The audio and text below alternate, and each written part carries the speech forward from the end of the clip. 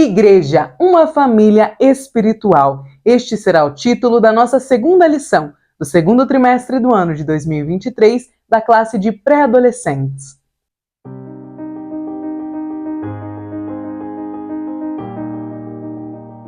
A paz do Senhor, querido aluno e professor da Escola Bíblica Dominical. Eu sou a irmã Damaris, sou professora da IBD, na congregação em que sirvo ao Senhor aqui na Assembleia de Deus em Curitiba. E hoje eu estou aqui para que nós possamos continuar meditando na lição da classe de pré-adolescentes, a qual estamos estudando agora sob o tema Igreja, um lugar de comunhão. E hoje nós iremos falar da igreja como uma família. Portanto, esta aula está programada para ser ministrada no dia 9 de abril e nós falaremos da igreja como uma família. O nosso texto base da lição, ele está em Efésios capítulo 2, 19 e nos diz assim: portanto, vocês, os não-judeus, não são mais estrangeiros e nem visitantes. Agora, vocês são cidadãos que pertencem ao povo de Deus e são membros da família dele. E o nosso versículo complementar da lição, que é o que nós leremos junto com os nossos pré-adolescentes, está lá na Epístola de 1 João, capítulo 3, versículos 1 ao 3. Como eu falei na aula passada, eu vou fazer a leitura juntamente com os irmãos, vou deixar passando aqui na tela, porque eu não sei onde você, professor, estará assistindo essa pré-aula, mas caso você esteja no trabalho, no trânsito, pegando um ônibus, enfim, você vai conseguir ouvir esta pré-aula e também ter o acesso à leitura bíblica. Eu já recebi alguns comentários na primeira lição de alguns irmãos que estão agradecendo, porque assistem a pré-aula fora de casa, no momento que não estão com a Bíblia, e ajuda bastante ter o versículo bíblico sendo falado para que a lição fique melhor ambientada. Então eu vou ler juntamente com os irmãos e vai ficar passando aqui na tela a escrita do versículo. 1 João, capítulo 3, versículos 1 ao 3. Vejam que grande amor o Pai nos tem concedido, a ponto de sermos chamados filhos de Deus. E, de fato, somos filhos de Deus. Por essa razão, o mundo não nos conhece, porque não o conheceu. Amados, agora somos filhos de Deus, mas ainda não se manifestou o que haveremos de ser. Sabemos que, quando Ele se manifestar, seremos semelhantes a Ele, porque haveremos de vê-lo como Ele é. E todo o que tem essa esperança, nele purifica a si mesmo, assim como Ele é puro. Amém? Então, este texto está falando a respeito dos filhos de Deus. E nesta lição, nós iremos aprender e passar aos nossos pré-adolescentes a respeito do que significa ser uma família que é composta por filhos de Deus e que, portanto, tem Deus como Pai. Sendo assim, o próprio versículo da nossa lição já é bastante sugestivo a respeito do que nós iremos falar. A nossa lição, ela tem 3 objetivos que devem guiar o nosso planejamento e o nosso momento de ministrar a aula. Porque desta forma, nós conseguimos focar naquilo que é mais essencial. Então, o nosso primeiro objetivo é apontar que a igreja é o corpo de Cristo. Nosso segundo objetivo, delinear que a igreja é composta por irmãos em Cristo. E o terceiro, explicitar que temos um Pai que é Deus. Nós temos os saberes escolares dos nossos alunos que, como eu falei, nos auxiliam no planejamento da lição. Porque fica mais fácil pensar em como eu passarei todo este conteúdo aos meus pré-adolescentes, sabendo o que eu devo ter como objetivo e o que os meus pré-adolescentes precisam saber ao final desta aula. Então eu convido você, professor, a fazer a leitura integral da lição. Se você conseguir, o ideal é que você leia as referências bíblicas que a lição nos traz, porque assim você vai chegar munido do maior conteúdo possível para passar aos seus pré-adolescentes. E como eu falei no final da pré-aula passada, da lição 1, nós recebemos de Deus a oportunidade, a dádiva de sermos ensinadores na Igreja de Cristo. Então nós temos que ter todo o cuidado para ensinarmos os nossos pré-adolescentes da melhor forma possível, para que eles possam ter a fé bastante embasada. Você pode pensar que talvez, poxa, é só uma aula, é só uma aulinha ali de 1h30, eu pego ali a lição na hora, abro e faço. Mas não é bem assim. Nós estamos lidando com o corpo de Cristo, com a noiva de Cristo. Mais do que isso, enquanto professores de uma classe de alunos que tem aqui, mediante ao que a revista nos sugere, 11 e 12 anos de idade, nós estamos falando com pessoas que estão começando a entender o que é a fé e pensando agora, iniciando o pensamento sobre o que é doutrina. Então nós temos uma imensa responsabilidade, porque muitos pré-adolescentes só têm um contato mais profundo da palavra, com a palavra, através das nossas aulas. Então que nós possamos ter noção da responsabilidade que está sobre nós e prepararmos uma aula debaixo da vontade do Espírito Santo, pedindo a ajuda dele e fazendo o que está nas nossas mãos. Então a leitura integral da lição é o mínimo do que nós podemos fazer para preparar uma boa aula, uma aula que seja proveitosa. Pensando nisso, eu acredito que nós podemos deixar a dinâmica que a lição vai nos trazer para o final da aula. Porque pensando na idade, né, na faixa etária de 11 e 12 anos, eles estão vindo ali de uma classe mais infantil, de mais crianças, e passando por esse momento de transição, de pré-adolescência, de querendo ser como adulto, mas ainda sendo bastante criança. Então acho que a dinâmica nesta classe é fundamental. Mas dá para você ter uma conversa com os seus pré-adolescentes e passar primeiro o conteúdo da lição e deixar a dinâmica ali para os últimos 20 minutinhos da aula. Acredito que fica bom. Lembrando que ser um bom professor também, para ser, né, um bom professor, é necessário ter um bom controle ali do horário para que a gente não fique muito tempo na dinâmica e também não fique sem a dinâmica, para que a gente consiga, então, que a nossa aula seja o mais proveitosa possível, respeitando as faixas etárias e auxiliando no bom crescimento espiritual dos nossos pré-adolescentes, que daqui a pouco estarão no nosso lugar. Olha só que privilégio que é trabalhar com a noiva de Cristo, trabalhar com pessoas. Então vamos aqui para o nosso Conhecendo Mais de Deus, que é a introdução da nossa aula. Começa com uma pergunta. Você já parou para pensar como o nosso corpo, mesmo tendo vários órgãos e funções distintas, se integra, se une de forma tão harmônica e perfeita? Você pode começar fazendo essa pergunta ou até pedindo para que um dos seus pré-adolescentes faça a leitura desta primeira pergunta, então até pedir que eles respondam, dar espaço para que eles falem na aula, para que eles comuniquem e ouvi-los com atenção, porque assim nós conseguimos identificar quais são as maiores dúvidas deles e saná-las, afinal, é uma aula. Nesta lição, nós aprenderemos por que a igreja é chamada de o corpo de Cristo e a importância da sua existência como família espiritual. Primeiro tópico, o corpo de Cristo. Assim como o corpo humano possui vários membros, cada qual funcionando pelo bem-estar de todo o corpo, semelhantemente, a igreja é considerada o corpo de Cristo com seus vários membros, segundo o que 1 Coríntios capítulo 12 e versículo 27 nos fala. Então, no ponto A, nós vamos entender que a igreja ela é semelhante a um corpo. Nós sabemos que o corpo humano é formado por muitas células, tecidos, órgãos e sistemas. Cada uma dessas estruturas ela é responsável por uma função. E cumprindo esta função, o corpo consegue permanecer vivo. Mesmo contendo tanta diversidade, tudo se combina perfeitamente e todas as partes estão unidas com um único propósito: possibilitar o exercício das atividades essenciais por meio dos 5 sentidos. Da mesma forma, a igreja é um organismo vivo e constituída de muitas partes. Por esse motivo, ela é chamada de corpo de Cristo. Então aqui nós temos uma referência de um nome que a igreja recebe que nos traz uma ideia do que significa ser igreja. Então, quando nós temos a Bíblia utilizando este termo, corpo de Cristo, nós estamos querendo ensinar à igreja que o que é um corpo? Pensa na sua mente aí. Você pode, inclusive, pedir aos seus pré-adolescentes que façam o mesmo. O que é um corpo?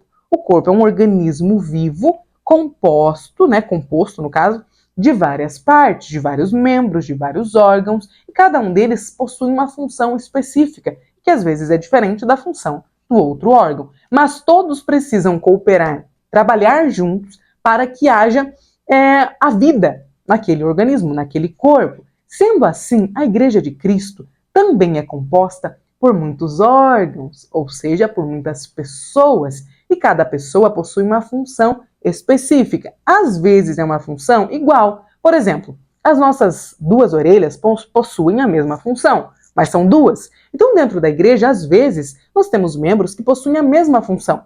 Por exemplo, os nossos pré-adolescentes possuem a função de ser pré-adolescentes dentro da igreja, adorando ao Senhor com o que eles podem, auxiliando no que eles podem ajudar.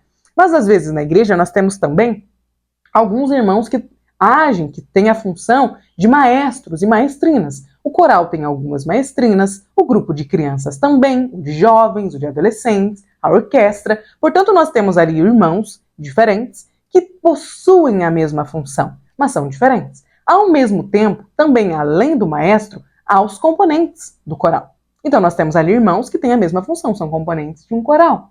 Ainda assim, eles são diferentes. E todos juntos compõem um coral. Um coral não é composto de uma pessoa. Um coral é composto de várias pessoas. Então, percebe que nós começamos a ensinar neste primeiro subtópico aos nossos pré-adolescentes que a igreja é um corpo, mas não só um corpo no sentido de fazer uma alusão, né, de tentar explicar o que ela é. De fato, a igreja é um corpo.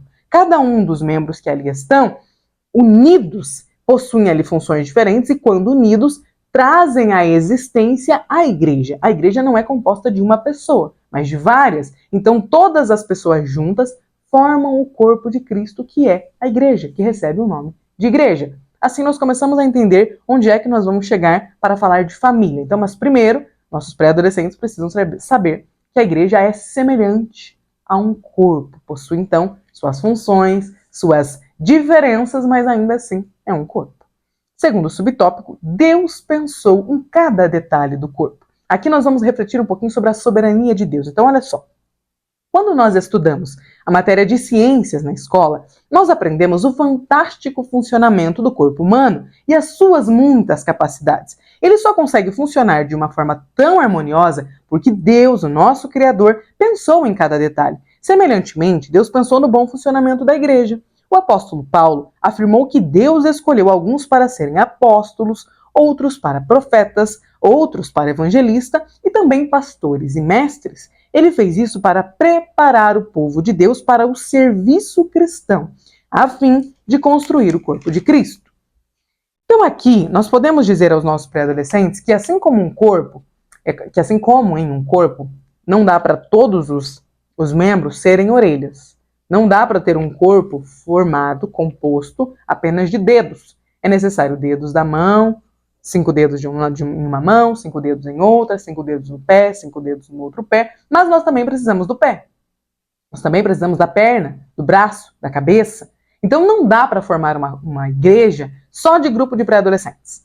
Não dá para ser uma igreja só de evangelistas ou só de coral do círculo de oração. Uma igreja ela é composta de diversos membros. Todos juntos formam a igreja. Então aqui nós já podemos começar a mostrar aos nossos pré-adolescentes que na igreja as pessoas possuem funções diferentes. Então não adianta todos quererem cantar, porque não será possível. Não adianta todos desejarem ser pastor, tornarem-se pastor, porque não será possível. A igreja precisa de um pastor, mas precisa de vários obreiros. Então, para o que Deus nos chamou? O apóstolo Paulo já diz que foi Deus quem separou pessoas com diversas funções. Então, isso já nos faz entender que é necessário saber de Deus qual é a nossa função. Muitas vezes, o que nós faremos dentro da igreja nós já recebemos como dom de Deus. Quem canta, por exemplo, já recebeu esse dom de Deus. Então, a pessoa só vai se encontrar neste dom. Agora, algumas outras áreas não depende daquilo que eu já recebi no meu nascimento ali de Deus. Depende do que eu vou desenvolvendo. Então, alguém que ensina, ele não precisa ter nascido um ensinador, mas ao longo da vida ele pode ir se desenvolvendo como um ensinador. A mesma coisa um pastor, ninguém nasce recebendo ali imediatamente ao nascer as capacidades que um pastor precisa ter. A pessoa não nasce já liderando como um pastor precisará liderar. Ela pode até ter uma vocação inata para a liderança, mas ela precisará trabalhar a liderança, né, para que possa ser um pastor um dia. Então, os nossos pré-adolescentes já podem começar a identificar quais são as facilidades que ele tem. E aí a pessoa que não canta, que sabe já que não é afinado, não precisa ficar triste, frustrado, porque não vai ser um cantor, mas pode se dedicar a outras áreas. A igreja não precisa só de pessoas que cantam, ela precisa primeiramente de pessoas que entendem que o corpo de Cristo é composto de diversas funções, de diversos órgãos, e então se dedicar ao serviço cristão. Primeiro eu preciso aprender a servir. Aí depois que eu aprendo a servir, eu posso descobrir em que área eu posso servir. Porque a igreja precisa, por exemplo, de porteiro, de irmãos que fiquem lá na porta e que não fiquem se sentindo, poxa, se eu fosse o pastor dessa igreja. Não, a minha função é de porteiro. Ou então a minha função é de líder das crianças, professora do maternal na igreja. Meus irmãos, não há função menosprezada dentro da igreja. Algumas funções não aparecem tanto como a do pastor. Por exemplo, o nariz aparece muito mais do que os dedos do pé. Mas isso não significa que o nariz é mais importante do que os dedos do pé. Uma pessoa sem os dedos do pé vai ter dificuldade de locomoção, assim como uma pessoa sem nariz vai ter dificuldade de respirar, de continuar vivo. Então aqui nós podemos perceber que cada membro tem a sua peculiaridade, mas todos são importantes para o bom funcionamento do corpo. Então na igreja não há função que tenha menos valor. Há funções que aparecem menos, há funções que possuem menos, que vão ter que entregar a Deus menos, porque receberam menos. Então, por exemplo, um pastor, ele vai prestar conta do que ele pregou no púlpito e do que ele deixou de pregar. Já um membro que está ali sentado ouvindo não vai prestar conta das almas que ele recebeu de Deus para pastorear, mas vai prestar conta da pregação que ele ouviu e não levou em conta. Então veja que cada um de nós recebemos atribuições diferentes e também responsabilidades diferentes. Portanto, nós não precisamos ensinar aos nossos pré-adolescentes que deseja ser um pastor, porque pastor aparece mais, né? No dia do aniversário do pastor, então todo mundo quer ser pastor. Não, nós precisamos ensinar aos nossos pré-adolescentes que eles precisam servir, estar dispostos a atuar na igreja servindo. E aí, para servir, eu posso servir no que a igreja precisar. A igreja precisa de alguém que recolha os copinhos de água que ficam após o culto. A igreja precisa de alguém que venha limpar os vidros. Isso é serviço cristão. Então, primeiro eu sirvo no que tiver, ainda mais o pré-adolescente. O pré-adolescente, ele atua na igreja servindo na frente que estiver disponível. Ele é a mão de obra que se coloca à disposição da igreja e vai agir, vai atuar na área que precisar. Então, é importante nós já mostrarmos desde cedo para eles que não é preciso competição, que não há área menos nobre, né, dentro da igreja. Eu vou querer ser pastor porque o pastor, todo mundo vê o pastor. O guitarrista nem todo mundo vê. Não é assim. Na igreja nós servimos primeiro, aí depois nós descobrimos qual é a nossa função, do que é que nós podemos atuar. Nem todo mundo vai ser guitarrista. Algumas pessoas vão ser baterista, outros vão ser diácono, outros vão ser tesoureiro da igreja. Fato é que um corpo, para que funcione bem, precisa tanto do coração como do cérebro, tanto do cérebro como do rim, tanto dos dois rins como do pé. Para que haja bom funcionamento do corpo, é preciso que todos os órgãos estejam trabalhando para o mesmo propósito. Assim também é na igreja. Vamos agora entrar aqui no nosso terceiro subtópico. Já falei aqui sobre cada membro tem a sua importância, e acho que dá até para ler o primeiro, o tópico B e o tópico C juntos, e então fazer ali,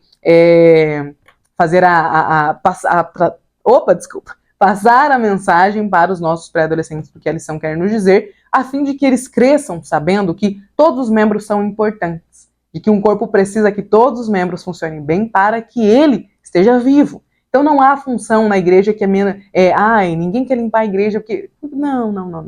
Vamos fazer com que os nossos pré-adolescentes não sofram desse orgulho, desse desejo de aparecer mais do que os outros. Não. Na igreja nós somos todos servos. No reino de Deus, quem quiser ser o maior vai precisar caminhar para baixo. Primeiro ele tem que ser o menor de todos. Aí ele conseguirá a função de maior. Porque no reino de Deus as coisas são diferentes. E Deus não se apega à nossa performance. Ele quer saber do nosso coração, da nossa entrega. Lembra de Davi?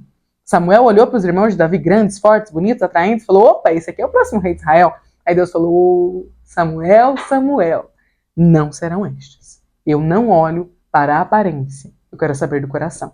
Então a performance é o que menos importa. O Senhor quer saber do nosso coração. Será que eu estou disposto a servir? Será que os nossos pré-adolescentes estão prontos para dizer: eu quero servir na igreja, naquilo que estiver precisando, sem pensar em, será que aparece bem mais? Né? Será que aparece melhor essa função? Eu quero solo do grupo. Então, um grupo de pré-adolescentes, de adolescentes, ele não precisa de 15 solistas, ele precisa primeiro de 15 componentes. Que os nossos pré-adolescentes possam receber essa orientação e crescerem sem essa dificuldade que muitos de nós temos de tá tudo bem eu não ser o pastor, tá tudo bem eu não ser o que mais aparece. O importante é fazer parte do corpo de Cristo. Segundo tópico, somos irmãos. Então, depois de entendermos que nós somos um corpo, agora nós vamos entender que somos irmãos. Você já deve ter percebido que entre nós Temos o hábito, nós assembleianos então, né, de nos saudarmos com a paz do Senhor e de nos chamarmos de irmão. Então, a gente geralmente fala, a paz do Senhor, irmão fulano, a paz do Senhor, irmã ciclana. Nós utilizamos esta palavra para nos cumprimentarmos e ela não é por acaso. Existe um objetivo para nós chamarmos uns aos outros de irmãos e irmãs.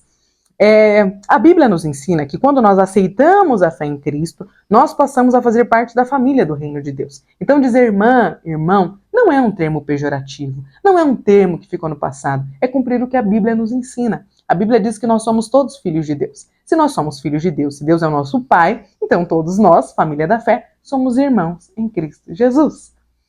Aqui no nosso tópico A, somos uma família. Por meio da adoção, pela graça, nós somos reconhecidos como filhos de Deus e, consequentemente, irmãos uns dos outros. Sim, a igreja também é comparada a uma família, não só um corpo, mas também a uma família. Isso diz respeito a termos um único Pai e a estarmos unidos, sendo participantes de um mesmo corpo. A igreja é a nossa família e nós podemos contar com ela em todos os momentos da nossa vida.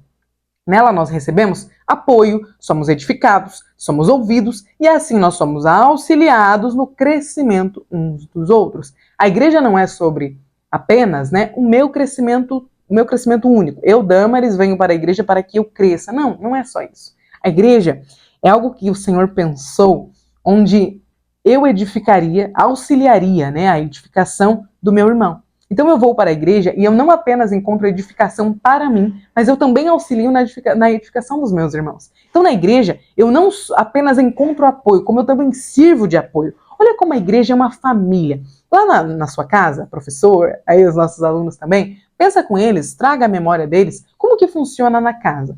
Tem dias que será que a mãe chega em casa e fala, poxa, hoje eu estou cansada. Filho, será que você pode cuidar da água que está no fogo para a mamãe, para me auxiliar? Geralmente, os nossos pais são o nosso maior apoio, mas às vezes nós podemos apoiá-los também. Não é verdade? Pensa lá com os nossos pré-adolescentes. Lá pelos 11, 12 anos, eles já começam a apoiar ainda mais dentro de casa. A igreja é a mesma coisa. Como uma família, nós encontramos apoio e recebemos apoio.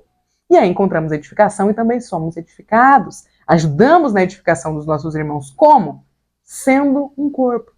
Sendo uma família, ouvindo a necessidade do meu irmão, abraçando o meu irmão, me colocando à disposição para auxiliá-lo em oração, cantando junto com ele, sorrindo para ele. Às vezes, tudo que um irmão precisa é de um abraço e de um "tô orando por você", que aquilo assim parece que renova as forças. Então a igreja ela tem essa função de família. Tópico B. Filhos do mesmo Pai. Jesus Cristo é o Filho unigênito do Pai. Isso significa que ele é o único que possui inteiramente a natureza divina. Assim que, quando nós aceitamos a Cristo como nosso Salvador, Deus nos adotou. E desde então nós somos filhos por adoção do mesmo Pai Celestial. Essa irmandade ela é unida por um laço muito mais forte do que o sangue familiar terreno. Ela é unida pelo sangue de Jesus, foi derramado para o perdão dos nossos pecados. Então a família da fé, ela é unida pelo sangue de Jesus. Na família da fé, nós não temos graus de importância, níveis de importância dentro da igreja. Não funciona assim. Todos fomos comprados e redimidos pelo sangue de Jesus. Se não fosse Jesus, estávamos todos condenados à vida eterna de pecado. Então, quando nós aceitamos a Jesus e passamos a fazer parte da família da fé, nós nos encontramos de forma igual na condição de pecadores resgatados, redimidos pelo sangue de Jesus. É por isso que o sangue que nos une é mais forte do que o sangue familiar. Porque aqui nós estamos todos salvos da condenação eterna. Então nós sabemos quem nós éramos, ao que nós estávamos destinados e o que recebemos agora, por aceitarmos a Jesus como Salvador. Terceiro tópico, tópico C, nossa comunhão. Você já ouviu falar em comunhão? Qual igreja será? Me conta aqui nos comentários. Inclusive, se você já chegou aqui até agora, eu peço que você deixe o seu like nesse vídeo. Se você ainda não é inscrito, se inscreva aqui no canal, seja muito bem-vindo. E me conta aqui nos comentários. Tem um grupo na sua igreja chamado Koinonia? Quem de nós nunca foi a uma igreja? Às vezes não tem na sua congregação, mas você foi visitar uma igreja que tem um grupo lá de jovens, de adolescentes, que se chama Koinonia. Eu já fiz parte de uma igreja que tinha um grupo chamado Koinonia. Veja que esta palavra do grego, ela significa comunhão. E o nosso terceiro subtópico, ele fala exatamente sobre isso. Porque comunhão significa companheirismo com os irmãos em Cristo.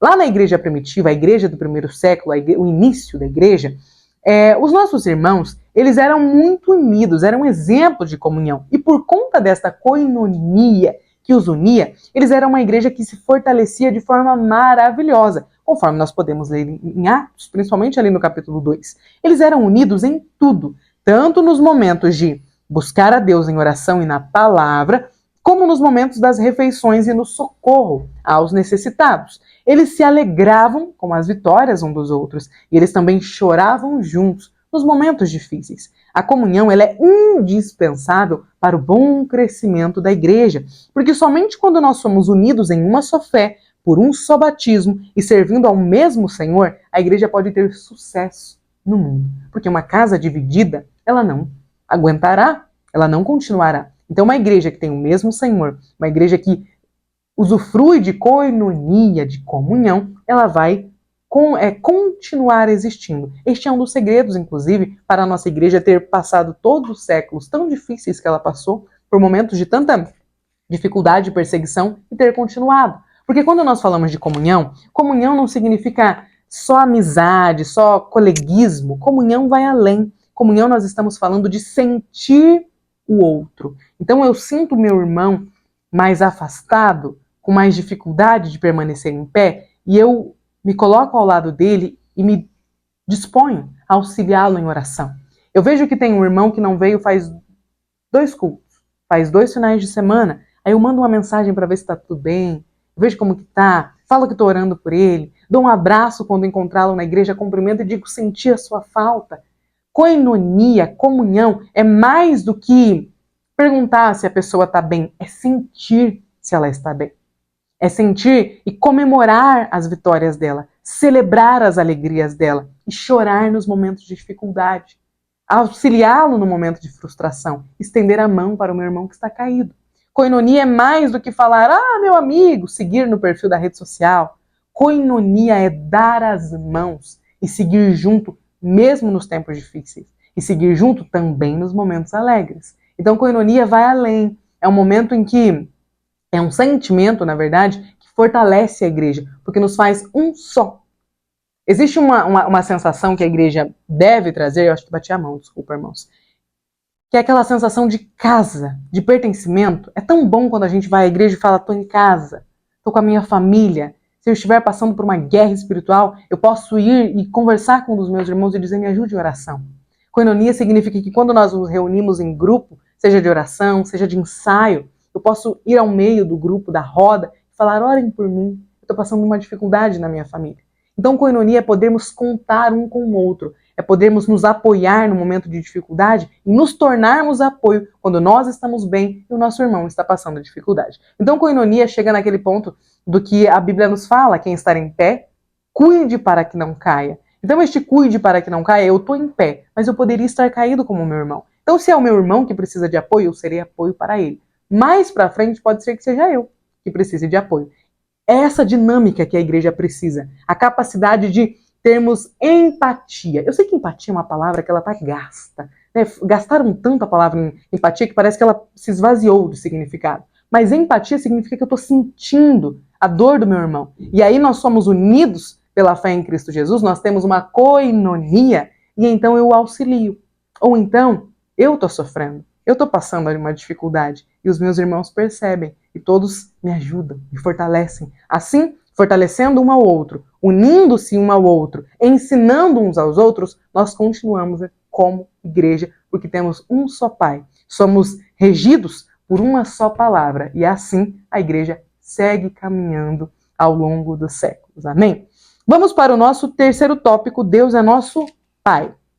Como nós afirmamos anteriormente, agora no segundo tópico, nós somos irmãos porque nós temos o mesmo Pai, que é o nosso Senhor Deus. E nós já aprendemos que o pecado entrou na humanidade através da escolha dos nossos pais, como humanidade, Adão e Eva, este pecado nos separou de Deus. Este pecado é chamado de queda, não por acaso. Nós caímos da posição que nos encontrávamos de amigos de Deus e nos tornamos a inimigos por conta da condição de pecado, que agora nos assola.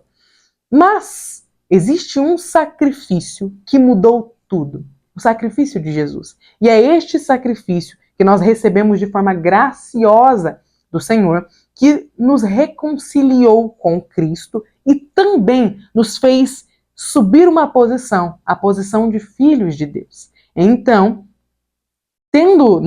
nos tornando agora, filhos de Deus, nós alcançamos a posição de ter Deus como nosso Pai.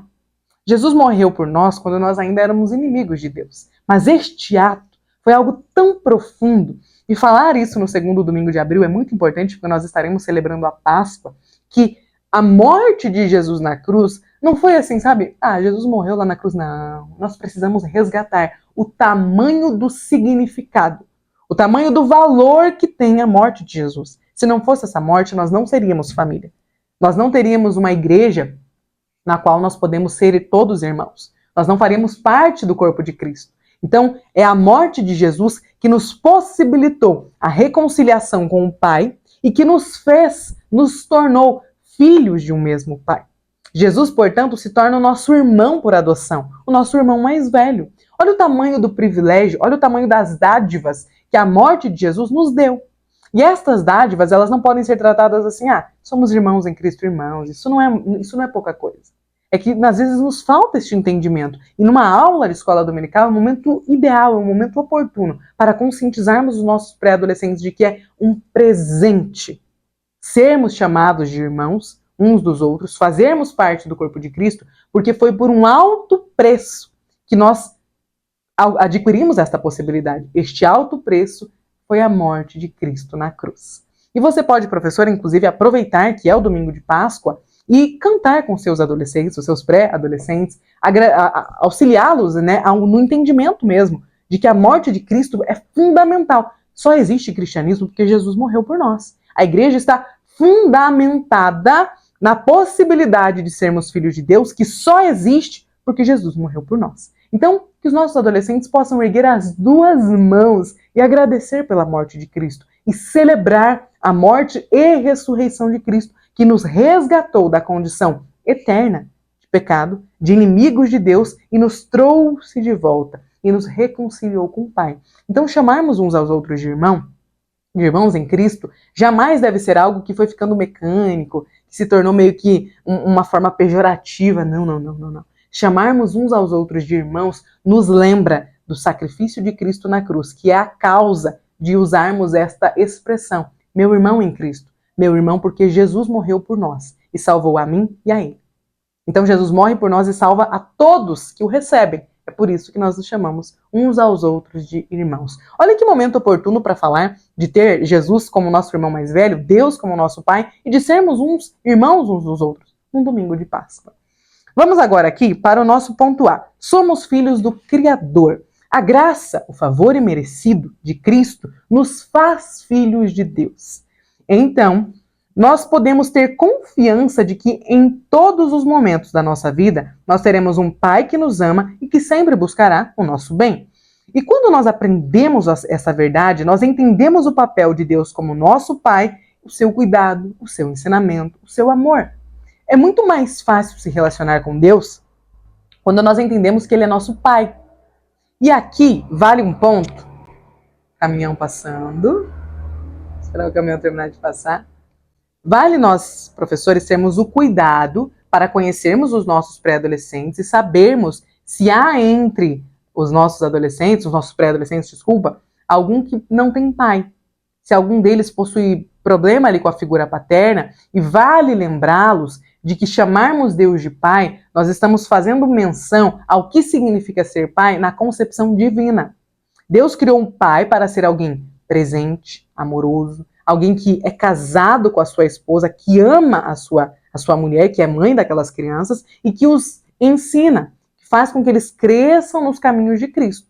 Então, este pai que o mundo fez, que o pecado tornou um pai violento, um pai ausente, um pai que abandona, estas figuras de pai, que infelizmente às vezes tem até dentro da igreja, das nossas igrejas, ela não é o que Deus queria que um pai fosse. Então, chamarmos Deus de Pai, nós estamos falando do Pai perfeito, um Pai que nunca abandona, um Pai que é presente, um Pai que é constante, um Pai que deu o maior presente que nós poderíamos receber, a morte de Cristo, que nos possibilitou a graça, que é um favor imerecido. Então, se nós tivermos algum pré-adolescente ali que tem um problema com a figura paterna, vale fazer esse adicional.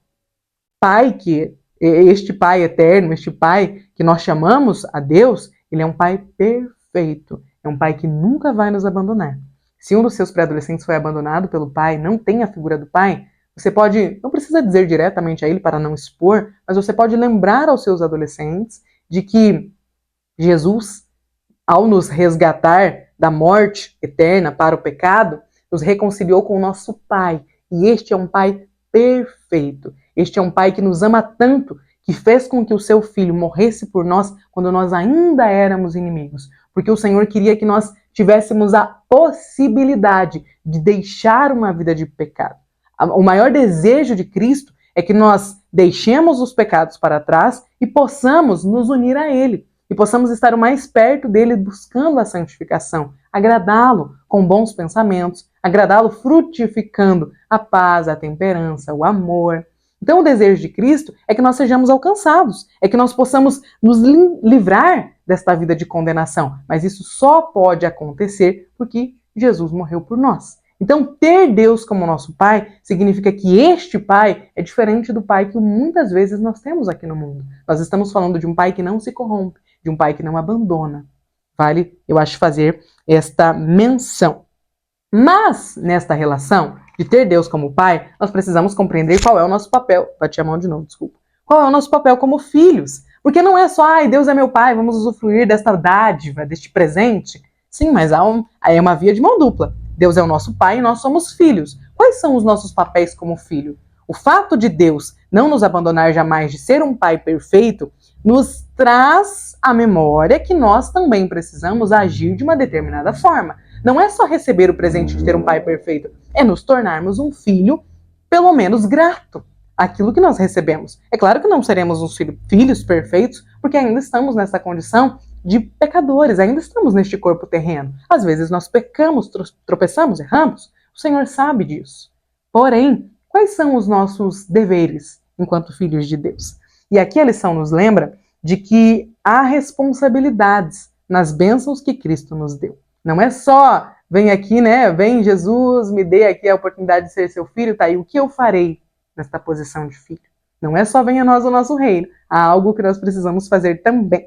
Então nós temos a honra de ter um Pai que é soberano, que nos ama incondicionalmente, e nós também devemos, por isso, obedecer os mandamentos dele. Afinal, o que o Senhor nos deixou como não, quando ele fala não matarás, não roubarás, não adorarás a outros deuses, estes não que o Senhor nos deixou, não foi para nos privar, foi para nos proteger do que o pecado pode fazer conosco. O tópico B, eu ainda estou aprendendo a falar os subtópicos desta lição, porque nas outras não tem estas letras, né? Então lá, letra B é a certeza do perdão. Em nosso relacionamento com o Criador, nós podemos ter a certeza de que já recebemos o perdão.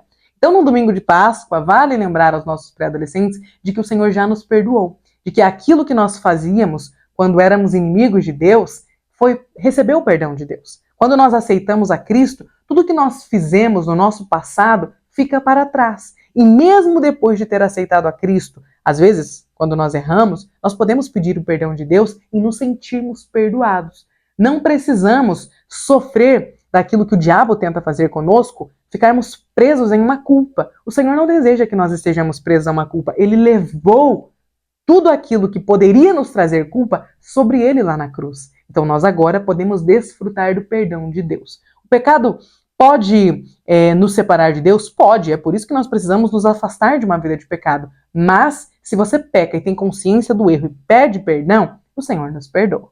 Então, aqui é um bom momento para frisar aos nossos pré-adolescentes de que se eles pecarem, estão se sentindo sujos, distantes de Deus, indignos, eles não precisam se sentir assim. O Senhor já os perdoou. E o Senhor deseja que eles desfrutem da sensação de perdão que só Jesus pode dar.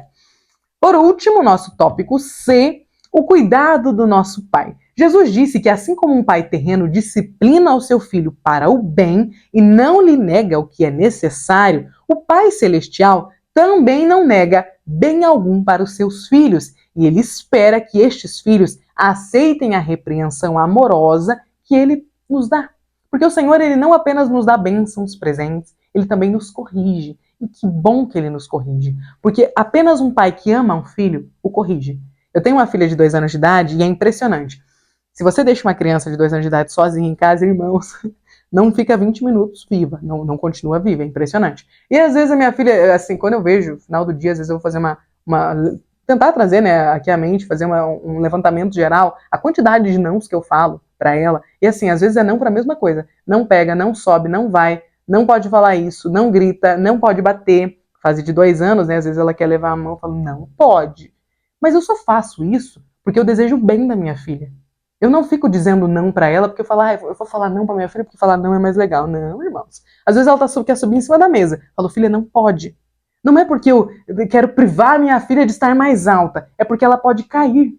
A mesma coisa é Deus conosco. Muitas vezes o Senhor não responde às nossas orações, diz não para algumas coisas, e Ele não está fazendo isso porque Ele é um pai ruim. Ele está fazendo isso porque Ele nos ama. Outra coisa que os nossos pré-adolescentes podem ser lembrados. Quando nós somos pais, nós temos um tempo de vida maior, mais maturidade, mais experiência. E às vezes quando eu digo para minha filha, não faz isso, não pega, não, é porque eu estou vendo além dela. Eu sou mais velha, eu sou maior, eu enxergo melhor. E estando um pouco distante, eu consigo ver de forma maior, o âmbito geral. Às vezes Deus nos diz não, porque Ele está vendo mais do que nós. Então nossos pré-adolescentes, eles não precisam se sentir abandonados por Deus quando o Senhor não os responde. Lembra eles de que orar a Deus significa que eu estou desejando uma comunhão e que eu estou pedindo algo que pode ser atendido ou não.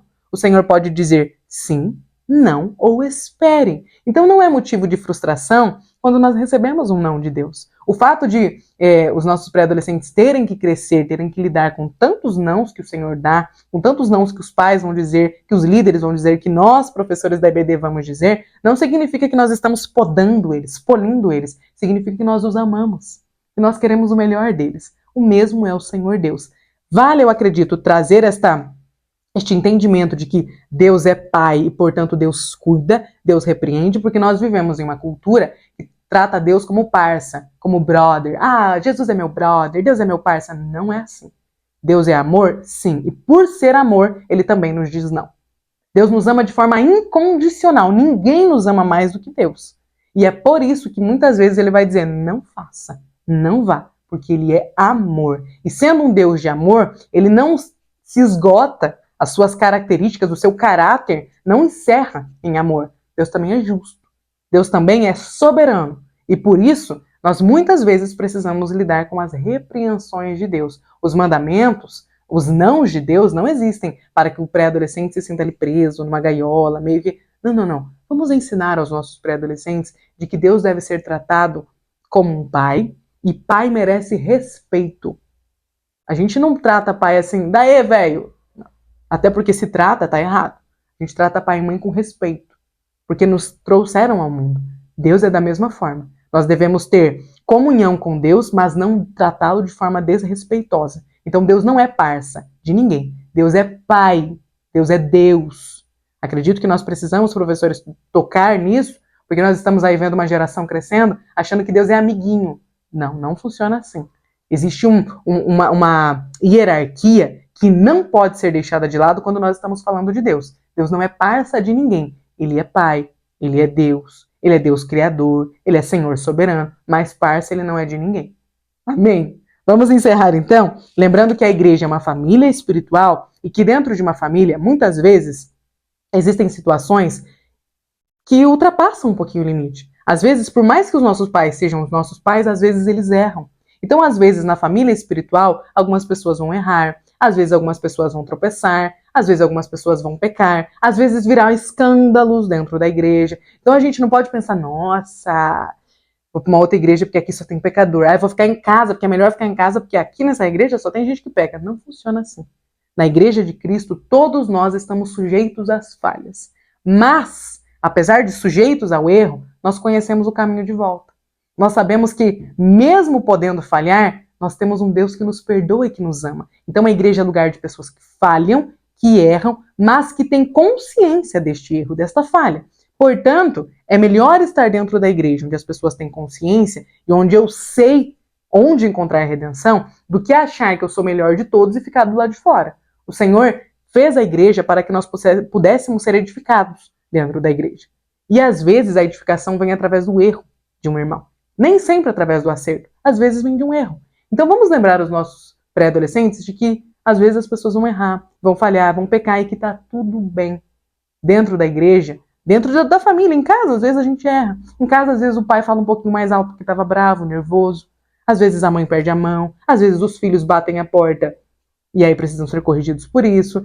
Dentro da família doméstica, caseira, terrena, é necessário perdão. Dentro da igreja também. Perdão, compreensão, empatia. Então, como uma família espiritual, na igreja nós precisamos esticar os nossos músculos de paciência, de longanimidade e abraçarmos uns aos outros em amor, sabendo que a igreja é fundamentada em Cristo. Portanto, ela não acaba porque tem o nosso Senhor Deus como sua base, como seu estabelecimento. Que nós, que somos mais velhos, que temos mais maturidade espiritual, possamos fazer uma boa igreja para receber e acolher os nossos pré-adolescentes, para que eles possam crescer em graça e em conhecimento, em uma igreja que é verdadeiramente uma família. Amém? Desejo que o Senhor possa te abençoar nesta aula, e fica aqui a dica na sala do professor, né, a dica final da lição, do que pode ser feito como dinâmica para os seus pré-adolescentes, de fazer os órgãos do corpo e pedir que eles vão juntando ali os órgãos todos para formar um só corpo. Acho que é uma boa dinâmica. Se eu desse essa aula, eu faria sim a dinâmica. Dito isto, muito obrigado por ter chegado até aqui, professor. Eu desejo que o Espírito Santo te auxilie, que você possa ministrar uma aula maravilhosa para os seus pré-adolescentes, que eles saiam edificados desta segunda aula e que o domingo de Páscoa aí na sua igreja possa ser entendendo que Deus é nosso Pai e que nós estamos inseridos na família da fé. Amém? Muito obrigado por ter chegado até aqui. Deus abençoe e até a próxima aula.